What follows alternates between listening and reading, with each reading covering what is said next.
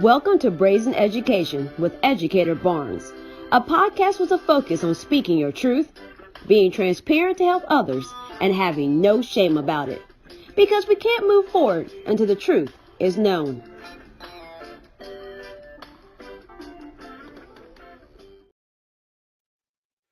Well, welcome back to another episode of Brazen Education. I'm Educator Barnes, and today I have a special guest, Bryson Davis-Johnson. Bryson, welcome to the show. Thank you for having me. I appreciate it. Well, the reason I wanted Bryson on the show is because he's an administrator here in Indianapolis and has been doing some great work. But before I start chatting with him, I want to tell you all how I actually met him. So picture it. It's the pandemic, and I'm part of this Black Excellence in Education Awards, and we had to do it virtually.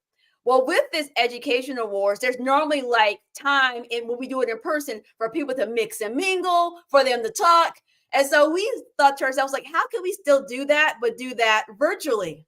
So essentially, you showed up to this online mixer and you were matched. So if you think about like those speed dating things where you sit at the table with somebody and they hit the bell and the next person. So I'm just sitting in a little room and then Bryson pops up on the screen. So we start talking, we exchange information, he pops off the screen, I get matched with some other educator, he gets matched with another educator, but we connected after that and we have stayed connected ever since. And I will say, out of all the people I got matched with that day, he is the person I still talk to the most. So it was like a 10-minute conversation, but it was meaningful. And just to see him in his career, because he was working at a different school when I met him. So now he's assistant principal. And I don't think we talk about the work of assistant principals enough. So Bryson, can you tell us a little bit about why you decided to go to school administration? Because, you know, you can stay and be a teacher. Why administration? I think for me, the greatest human act is to inspire, and I noticed early on that I had the ability to inspire. So when we talk about students, right, like we're lifelong learners. We want our students to be lifelong learners.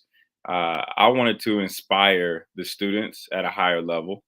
And I always look to challenge myself as well. So I was teaching, I was coaching, I was doing those things, but I was just ready for another challenge. And that's something I kind of want to model for my students, the way teachers model things for students in the classroom. And I rose to that challenge. I left my teaching position. It was halfway through the school year. So it was a super scary time. I left a major township, which was Perry Township, which is the district that I'm back in now. Left halfway through the school year and got an amazing opportunity to work in the Heron Riverside ICS school district, the charter school district, as their first ever dean of students to get my experience, right? Because what do people always tell you? Oh, you got the credentials, but you don't have the experience. Well, I was lucky enough to go get my experience while I got my educational leadership master's. And that's something that's really interesting because people want to step into leadership. And then people say, oh, you're a great educator, but you don't got any leadership experience. And then a lot of times people have to leave their school district to get that experience and go back. My sons they went to Cricket Creek Elementary, which is in Washington Township. And for people who are not in Indianapolis, who are our global listeners or in other states. In Indianapolis, there are 11 school districts. So Indianapolis Public Schools is just one of 11. And so Washington Township is not a suburb school, it's in Indianapolis, and so is Perry Township. So with that being said, there's principal of their elementary school was a teacher in the school, assistant principal in the school, and then the principal. That's not the typical ladder that people do because a lot of times it's hard to supervise people that have formerly been your colleagues. So people have to sometimes leave or go out and come back. So when you were doing your educational leadership programming, what were some of the things that you had to work on as a person transitioning from teacher to teacher leader? I think just it's a mindset. You have to think about things differently. A lot of times when you're in the classroom, you're just dealing with your students. And, you know, if you're having issues within your classroom, you're handling it at the classroom level. You're communicating with parents, but that's pretty much it, right? And then when you transition into that admin role, not only do you have to worry about the students, but you also have to worry about the staff. A lot of times when you step into that admin role, you're opened up to the traumas of everybody, the students, the staff, the students' families, the traumas of the community that you serve. And then there's that technical aspect of it, teacher evaluation, supervision. I mean, in my role now, I'm doing evaluations, I'm doing 504 academic accommodation plans, I'm parring case conferences, all those things that you've just never done before. You have to take a lot of notes, you have to ask a lot of questions. You have to do a lot of the grunt work, which is, a lot of times it's the discipline piece. So I did a lot of discipline in that first role. And you just have to pick up things as you go. I feel like experience is the best teacher. We can go to whatever master's degree program or certification program that we want to go to. But until you're actually in that seat and you see all of the different things that you have to do, you just really won't know. So when your first role, you were a dean, I and was a a discipline dean or student dean, like what? Because you were in the charter school network, and Yep. ICS is Indianapolis Classical Schools. For those that don't know, what Yep. that network is, what are some? How was dean defined? Because what I'm trying to get at is some schools dean could mean a myriad of things. How was that defined, and what were some of the things you learned to do while you were in that role? 100%. So it was mainly discipline and school culture. So discipline, you're handling those discipline referrals. There we did a lot of things by the handbook starting off, and then as I grew into the role in that second year, we started adding some restorative pieces to that, some restorative conversations. We amped up our reentry meetings with our families. We did a lot when we brought students in, setting them up for success, but it was a lot of those like suspensions, expulsions, and even with the expulsions, I would sit down with the assistant head of school. He would run the expulsion hearings at that level, and I would kind of just sit in on it. And that really prepared me when I went to Washington Township after that. So it was a lot of discipline. And then on the culture aspect, we did a lot of really virtual events because COVID hit kind of that second school year. We did a lot of virtual events. And if there was like something happening in the building, my job was to make sure I had a pulse on that. I had a pulse on how our students were feeling. I had to make sure our students had a voice. So, for example, when we had the insurrection, right, and in the nation's capital, like I had to set up different things for students to be able to speak and talk about it, for us to all be on the same page and kind of build that community piece. And I think that's super, super important. It's something that I've kind of carried over from job to job since, because you can't just expect students to fall in line. You have to make them feel like they're connected to the school community. So, 75% of it, 80% of it was discipline. And the rest of the time, it was a lot of that school culture stuff. So, how does your role differ now, being an assistant principal? I'm assuming there's probably some academic pieces of that. So, how have you grown in your current role, and what does academics look like for assistant principal? Because I think many times people think all the assistant principal does is just discipline and they don't do anything else. And that's not necessarily true in all assistant principal roles. Right. So leaving Indianapolis Classical Schools, I spent a year as the first ever dean of students in Washington Township at Northview Middle School.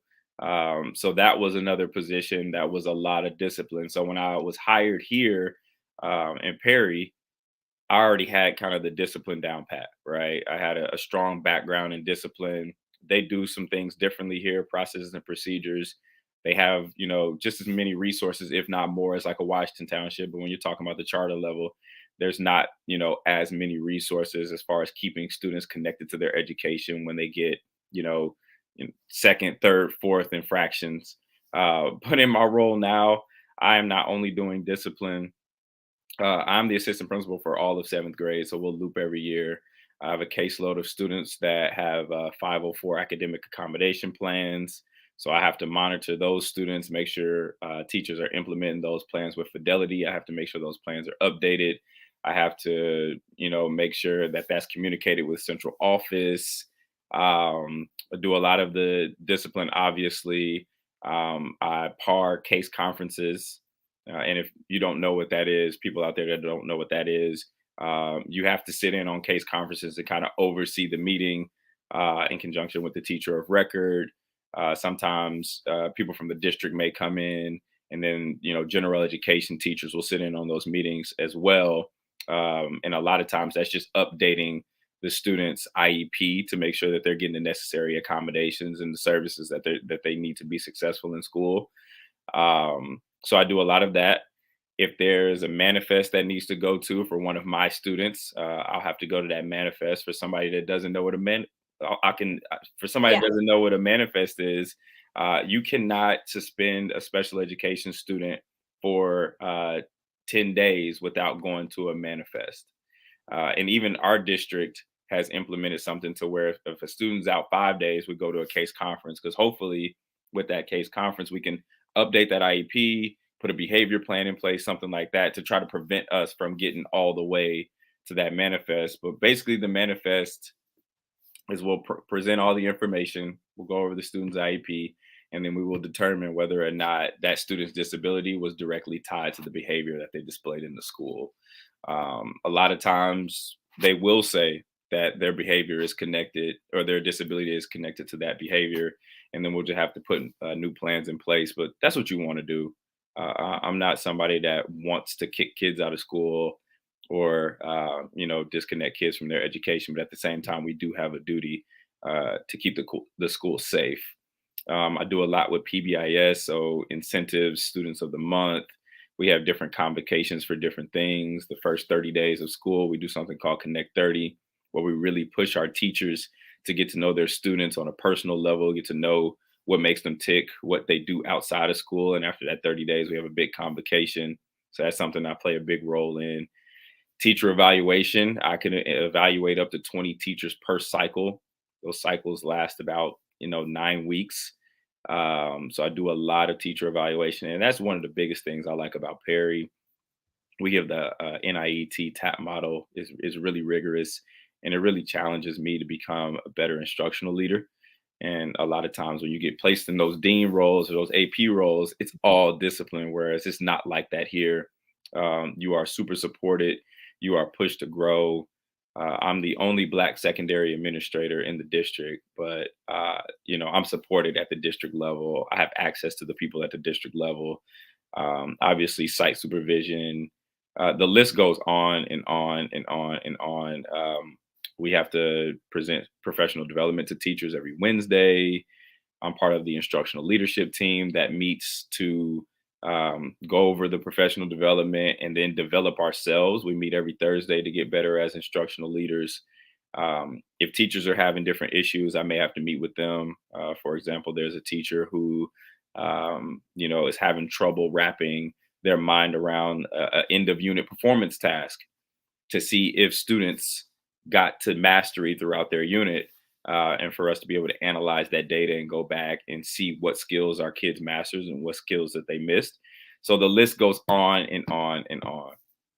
So a lot of times people feel like the assistant principal does all the grunt work. They do all Mhm. these extra tasks. So what is it like kind of being you're under the principal, but you're over the teachers. You're kind of that Mhm. middleman person. How do you manage? Because I heard you say, I'm doing discipline, I'm doing manifest hearings, I'm doing 504s. I got to develop myself. I got to do instructional leadership. I Mhm. have to coach the teachers.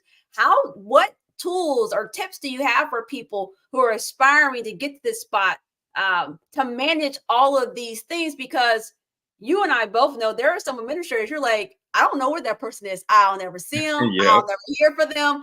I send them an email. I may hear back 2 weeks later. So, Mhm. how do you manage all these things to be effective in your role as an assistant principal? That's a really, really good question. Well, myself and my entire team, we are the exact opposite. We are very visible. We are very accessible. We are in the trenches with our teachers. And I hate to use the term trenches because we have an amazing culture here. We have an amazing group of kids and families and teachers.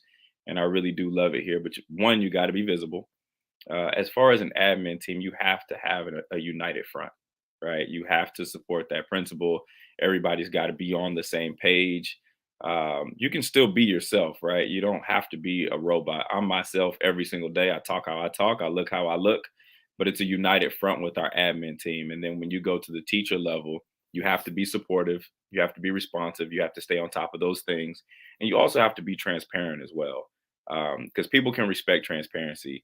And I think that's probably one of the hardest things for people who are emerging or aspiring school leaders. You have to understand that at some point you're going to have those tougher or courageous conversations with teachers. But if you stay consistent, you earn their respect quick. If you're visible, you earn their respect quick, and it makes your job so much easier. So, can you talk to us a little bit about maybe something that you have shared transparently about yourself to make teachers feel like, oh, he gets it. He gets how I'm feeling here. Um, Hmm. if you have a story, and it doesn't have to be like your current job because you're not trying to put nobody out here. No, no, no, no. For me, so when I was at Perry Meridian High School, and I've only spent about 4 years total in the classroom, but I did a year and a half at Perry Meridian High School before I left to go take the dean role at Riverside High School. I had 5 different preps. I taught 5 different classes. I also was the head JV boys basketball coach. I also ran our youth basketball organization for the township. So just being transparent and talking to the teachers and letting them know, hey, I know how hard this evaluation tool can be. And even when I was in your seat, I had 5 preps and I was a day ahead of the kids. So I understand where you are. I understand the challenges of meeting the expectations of the rubric. And I'm going to do everything in my power to help you score high on the rubric, promote student ownership, and really, really improve your instruction in the classroom. So that's something transparent so they can see, okay, he actually did go through what I'm going through, and he went through the exact same teaching model and rubric, and he had to, you know, do all of these other things on top of it. So that piece right there, just being transparent and letting them know it's nothing new to me, and I understand where you are. That gained their respect pretty quickly. And I think even what you just shared here about how many years you have taught, because sometimes people can't get the respect because it's like, oh, I was a teacher for 1 year, Yeah. and now I'm Yeah. here leading you, and people are like, man, you haven't even been down here doing this long enough to Yeah. be able to tell me anything. You also talked about the United Front and how you guys are developing yourself. So what does that look like? How and maybe even how do you make the time to tighten up your skills or develop yourself Mhm. while you are creating professional development and developing other people? So the district builds that in for administrators here. So every Thursday, our principal leads something called ILT, which is the instructional leadership team. And within that, that's professional development for us, where we read articles, we do case studies, we do book studies, we dive into the rubric to connect the rubric to what we're doing in professional development. One thing we also do in this district that's really, really powerful is inter-rater reliability. So, for Mhm. example, you'll get teamed up with somebody in your building one time, and then you'll get teamed up with somebody in another building one time, and you'll go and you'll observe a lesson. You'll both score it. You'll collect your evidence, and then you'll come together, match up your scores, and then if those scores are off, then it indicates that we need to recalibrate how we're scoring, how we're thinking, and it gets everybody on the same page. And that's something that the district has implemented that they continue to build on. So for me, that development is already built in. That education is already built in because the district has carved out time for us to do that. Well, that sounds excellent. I just finished my dissertation to finish graduate school, Yep. but there was a class I took where they talked about inter-rater reliability and the fact that you have multiple people evaluating anything. Y'all all got to be on the same page about like, because on these rubrics they'll say effective. Well, what may be effective to me based on me reading the criteria Hmm. may not be the same as someone else reading the criteria. So we have to like talk about like why did you pick this or why you pick that, and as you know, these rubrics they have multiple sub points. Yep. So it's like, how do I score? How many of these points do they have to get to be effective or ineffective or needs improvement? Got my rubric right here. Right. So that's the thing that's just so challenging. So that's pretty cool to hear that Perry Township has built that in. You mentioned you guys have read some books. So what are some books that you have read? Because I got a lot of people that like to read things and they're like, we need a book recommendation. So what are some books you have read recently or are reading now that you're like, hey, this book is helpful? Okay, so we're just now getting to that piece. But the book we're reading now is actually right here, Teach for Authentic Engagement, by Lauren Porosoff. So basically, right now, our biggest thing with the changes that they've made to the NIET rubric is promoting and pushing student ownership, right? We don't Mm. want our teachers just standing up in front of our students, lecturing for the entire time. We want them building those students up so that after they deliver the instruction, once they model the instruction, once there's guided practice in the instruction, the students are going from there and they're using different problem solving strategies and categorizing and analyzing and using abstraction. And then, if they're working on writing summaries in language arts, those same skills need to be translated to social studies and science when those teachers are asking those different things. So I can tell you about that book later on, but that's a book that we're just now about to dive into. But the point is, we're pushing student ownership, right? And we should see students utilizing anchor charts. We should see students giving each other feedback in the classroom, right? A lot of times a teacher would want the students to just think, pair, share, or turn and talk to your shoulder partner. Well, we want to go deeper with that. If you're turning and talking to your shoulder partner, what are the essential questions that they should be asking? Mhm. Because if you have them just do that, the conversations could be different, depending on the partners that you got next to each other. But if you have those essential questions, it's easier to go back and see where students are in their learning. And we really, really push that metacognition, them thinking about their thinking, and then we can analyze that data and go back and see where the holes are and plug those gaps.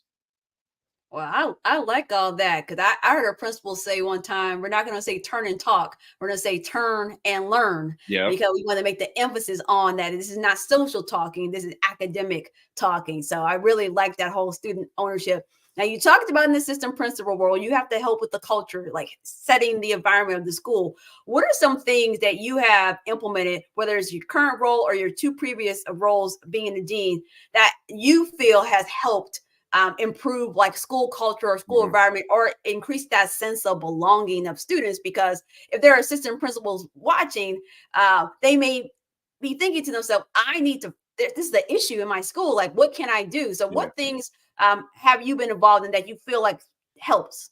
Uh, I would say flip the punitive consequences on their head, right? So think about a tardy or a dress code sweep, and we're going around to these hallways and we're going to sweep all the kids that are out of dress code and we're going to put them in this spreadsheet and we're going to assign them all a mass lunch detention, right? That happens. Sometimes it is necessary if that's a problem that you're identifying in your building, but try to turn that on its head and model the behavior that you want to see. So, for example, last year, right? Tardies was a major, major, major Mm, issue in our mm, building. Skipping class was a major, major, major issue. So what we did was we pulled the data to the student for the students that were doing the right thing. And in advisory class, we had those students identified, and we would go around with like ice cream carts. And all of those students that were doing the right thing, getting to class on time, we rewarded those students in real time for doing the right thing, and that made the other students say, oh, I better get it together because there's a reason why I didn't get rewarded there. I'm not getting to class on time. I'm skipping class. I'm doing this and that. So just try to think proactively instead of reactively. And that'll help you a lot. It'll help you build relationships. It'll help you model the behaviors you want to see. Because once you just start throwing those punishments out there, you're going to get kind of stuck in that rut of punishment, punishment, punishment. You don't want to do that. I like that. That is really cool. Because even as a teacher, I had a principal that would have like these carts of things. And as a teacher, I'm like, ooh, now it Yeah. wasn't like a punitive thing. Nobody didn't, no one was excluded. Yeah. So that was down horrible for for teachers. But the sense of like, oh, I'm getting this thing. And a lot of time when people pull discipline data, you are pulling the kids, how many classes are they in, especially in middle school or high school. We're trying to figure out, is it in the morning? Is it in the afternoon? What are we going to do? Okay, in school, this suspension didn't work. Silent lunch didn't work. We Hmm. keep, because I've been in meetings where the meeting is all about what consequence will make them behave, Hmm. instead of the conversation being like, what about the kids that show up every single day, does the right thing, they're here on time, they're ready to learn, they're in their seat when the bell ring, what do those kids get? And yes, I am all for intrinsic motivation. However, sometimes we have to like help kids build Hmm. that intrinsic motivation. Yep. That's really dope. So really really like that. So you've been in high school because you say you taught in high school, and Yep. now you're assistant principal in middle school. Yep. Uh, And my first which teaching job was at elementary. okay, so you've been all so which level is your jam? You know what? I really do like middle school. I really do like middle school. As a teacher, high school was, you know, it's pretty easy. You can really, really connect with those students because they're more adult-like, I guess. The middle school, it's a really cool age to where they're still young and kind of innocent, but then they're still kind of growing into their own. And I really do enjoy working with this age group. Well, I'm glad you gave the right answer because the right answer was middle school. So Yep. I'm a middle school person. That's where I've been most of my career. I love middle school, but I feel like middle school and kindergarten gets the worst rap because Hmm. everyone's like, I can't do kindergarten, and I've even because the kinder they do a lot of things, and They then do. middle school. But I feel like that's a transition point up where kids where they're like figuring out their bodies are changing, these hormones are happening, and then they're figuring out who I want to be, and so I feel like that's the part if a kid is off like I'm not saying that's the last chance because yes, you can change a kid in high school. I'm not saying that. But I feel like that's the part where we can really, really get them and help them be successful in high school. So like you, I've been at every single level, and my answer is always middle school. So if Yep. someone's watching right now, they're a teacher in their classroom, and they're saying, I want to elevate myself to the next level. What are some things that they can do before they even get into admin programs to start building their leadership skills while they're still a teacher? Uh, they can sacrifice prep periods, and I kind of want to throw this out here. I know some schools you're supposed to use your prep period for certain things, but you can leverage that time to shadow an administrator that you kind of want to learn under and see what they're doing on a day to day and start asking questions because they may need help too, right? And there may be things that they can kind of delegate to you, things that don't require them to be confidential and, smaller tasks like pulling data and those types of things. And right then and there, you're getting experience. And that's something that you can put on a resume and then attach that to the education that you have to go get to become an administrator, and then that's how you get a head start. It's different for everybody. Mhm. Everybody's path is different. I feel like I got lucky getting the position I got at Riverside when I got it, and I was able to just kind of learn and grow from there. But I would say, with the climate of education changing, start shadowing somebody, start getting your education in order as far as that master's or that certification, because there will be opportunities. People are leaving our profession, and that's just a reality that we have to deal with. But the way that I look at it is the more people that leave, the more opportunities for me, and the more opportunities for me to connect with kids and for me to move up the ladder. I chose education. I'm going to stick with education, and if you want to move up, there's opportunity for you. So how do you because you made a point that we all have been talking about, people are leaving the profession. So Yep. how are you in your role helping teachers stay in the profession and not bolt for the door and change professions? I'm gonna be super transparent. The culture and the climate and the community of this building was established long before I got here. So it's not one of those places where you've got to, reinvent the wheel or start new. It has been established and it is amazing. But what it shows me is that it's possible. Mm, I feel like all school districts, are experiencing the same level of, you know, discipline infractions or students just not being on grade level. Like we're all experiencing that. But it's all about the people in your building. It's all about your leadership. And if everybody can be working together and if everybody shows up every day for kids, you can create a positive culture.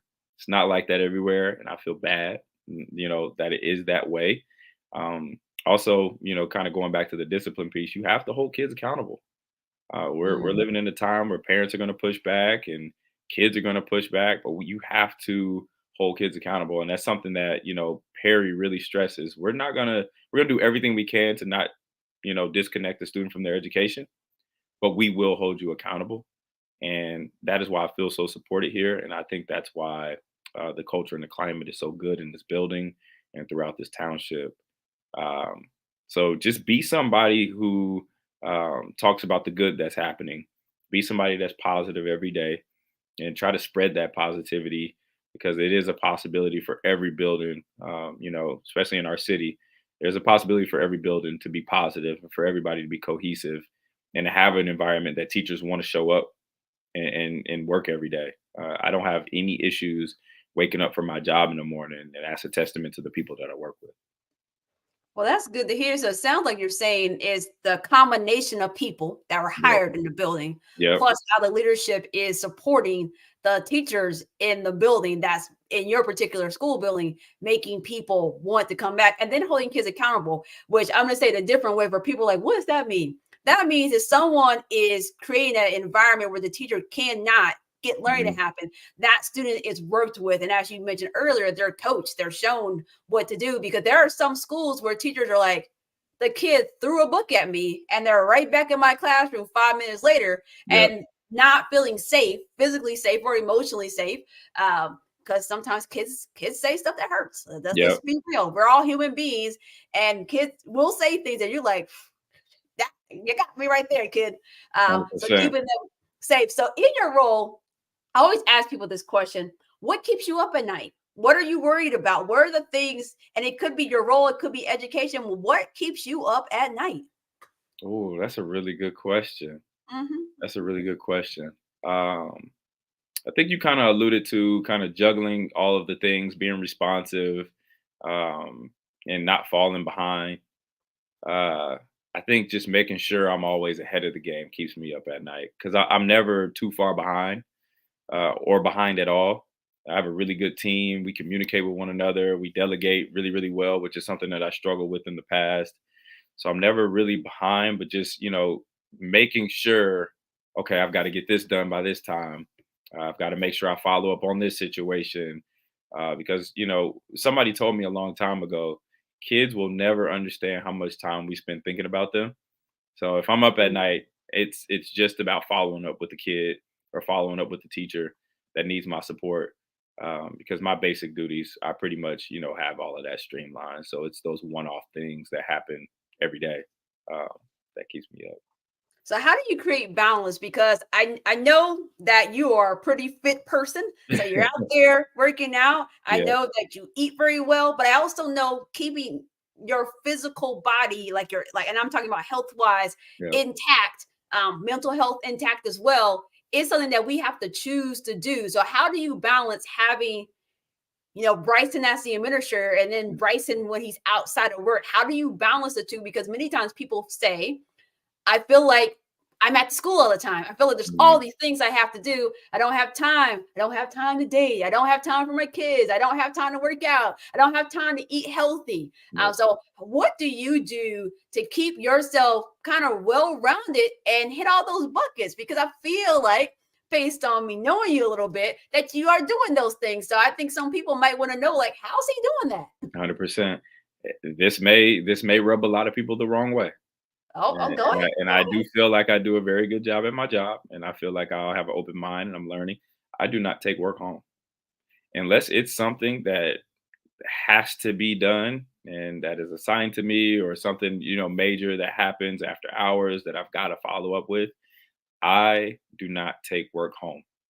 There have been jobs where I've just been tired and stressed and all of the things, right, because I was taking work home. The moment I stopped taking work home, the moment I had time to write a book, the moment I had time to start my sportswear line, the moment I had time to start building a platform to help people in Indianapolis live more holistically healthy lifestyles. I keep myself fresh by having my work and life balanced. You got me for 8 hours a day, sometimes a little more. I'm still in the office right now. 5 days a week, you got me. And I'm going to give you my all. And I'm going to be here for kids. And I'm going to be here for teachers. And I'm going to be here for families. And I'm going to do it with a smile on my face because I truly enjoy it. But when it's time for me to go home, I'm going home. And that's my secret. No, I feel that, which is probably why we connected, because when I had my first school administration job, I said, like, if it's not an emergency, I'm not responding to your email. I'm Yep. not responding to your text message. I am a wife. I have twin boys who have their Mhm. own lives. I said, I don't have time. And what was interesting with the teacher I was supervising, they're like, okay, like they didn't buy in. But then my teachers became the people that said, if it wasn't from this time to this time, so when there was an emergency, they would respond because they're like, "Oh, Shantae has not contacted me this whole entire time," and even to the point of if I'm in my office and I need them to know something at the end of the day, I would schedule send the email. So Yep. they knew from me they would get their emails from me at 7 a.m. or 4 p.m. and they were always scheduled send. And so I trained my teachers, and then some of them like I've been using the schedule send email because I'm like, you can't help teachers not burn out when you as the leader hasn't shown how you do it. And Exactly. and, and when you work in a school, there's always something.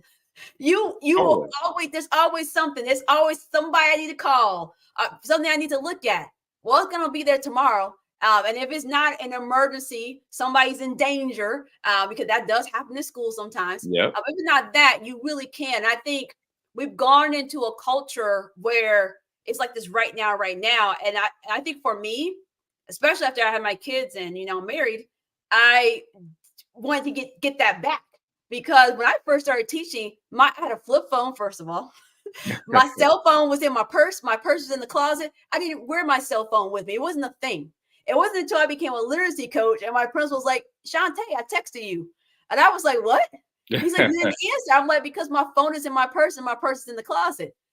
And transparently, I didn't even give the school my cell phone number. So I had a landline. I actually still do have a landline. And I know some of y'all still judging me. Every time I say on this podcast, I have a landline, I get, really? Still? Yeah, still. That's what I give to school. So he was texting my landline. And I was like, and that's the moment I actually started carrying my cell phone on in my pocket. But before then, it wasn't like, I need you now. I need you now. I never expected an administrator to contact me outside of the school day. It wasn't a thing. And then Yep. I got into a couple of roles where that was the norm. 10 p.m., 11 p.m., I'm being texted by the school. And so when I got to my admin role, I was like, no, we're going to go back and get this right. And to your point, you get to do something. So you mentioned that you wrote a book. Yep. So tell us a little bit about your book and why you wrote this book. Okay. So last year was my first year as an assistant principal. Great experience.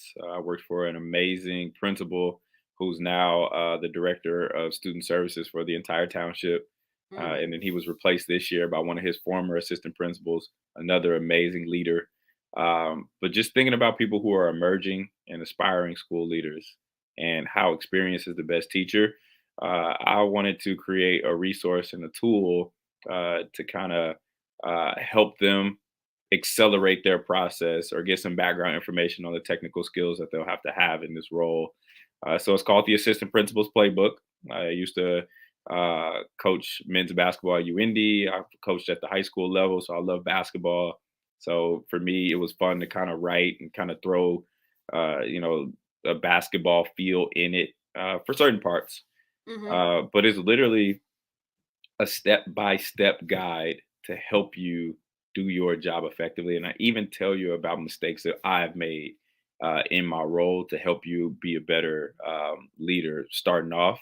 A lot of times, your master's degree program in educational leadership is going to teach you how to think like a leader, how to think deeper, how to think about how your decisions are going to affect a different side, looking at both sides of the situation. But when it comes down to those technical skills that you have to do in that role, you don't get much of that. And that's what that book does, right? If you get a job and they tell you, here, you got 20 kids with 504 academic accommodation plans, okay, my book gives you a step by step on what to do to not only implement those plans, but to keep up with those plans. If there's a plan that needs to be withdrawn, the communication piece of those plans, all of those things. There's a piece on your role as a par, where you're doing that peer assistance review for case conferences for special Mm-hmm. education students. All of those things are in that book, suspensions and expulsions, just to give people that background knowledge so they can go into that role with a little bit more confidence than I had. I'm gonna ask you another question, but you mentioned your sportswear line, and even though we're talking about education, Yeah. go ahead and tell them about it because that's Yeah. important. So I used to coach basketball. I used to teach health and PE and management and advanced health and adaptive PE. So I would dress in, Nike, Adidas, Lululemon every day. This was a couple years ago. I read a book called Shoe Dog. It's a story of Nike.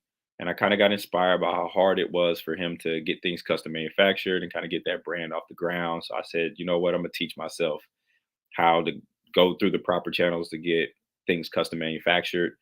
And 2 summers ago, I launched the Johnny Sportswear. I'm still learning through it. It's something I do on the side.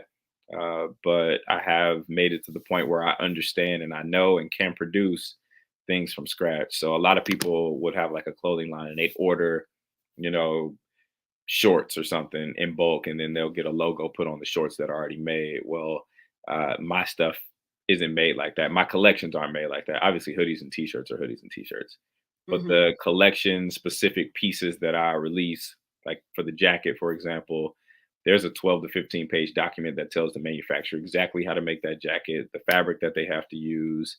So learning through that, super expensive. Um, so, I paid a lot to get those technical packages made for the manufacturers, but I did just strike a partnership with Iowa State University and their fashion design program. Okay. They're going to be making Okay. those tech packs for me. So I'm working with them. That's going to be fun. And then it's always been about community for me. Hmm. Our jobs, we're on the front lines of the issues in our communities. And you talked about balance and how do I stay healthy and how do I eat better? It's Hmm. just a want to. But sometimes people want to and don't have kind of like a starting point or a community of people that are thinking the same way. So a spinoff of my sportswear line this summer, I launched Paradigm, because a paradigm is a model or a pattern of something. You think about the pattern, the patterns that we show in our day to day lives. We're eating fast food, we're not working out, we're not reading, we're not meditating, we're not linking Mm. up with like minded individuals.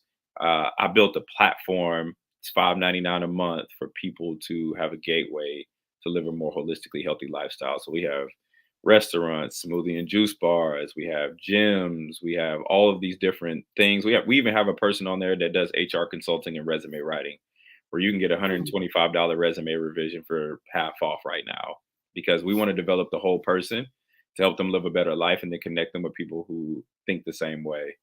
Um, and I'm really excited about the potential of it. It's hard, takes a lot of my time, but I'm really excited about the potential that it has to give somebody a $5.99 a month entry into discounts at all of these places for them to live better. Well, I love it. And I think you kind of hit the nail on the head, where it's like the reason you're able to leave work at work is because you've got something out here that you're working on, that you're passionate about.